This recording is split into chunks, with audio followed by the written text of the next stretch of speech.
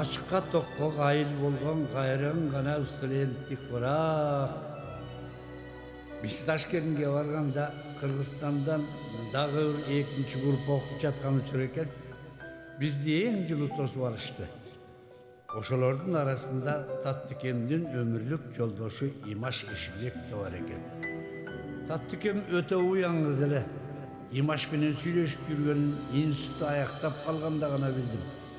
Таттыкем менен Имаш бири-бирине куп жарашып турар эле. Бар сенсиң. Аткаруучу Кундуз Карыпбаева.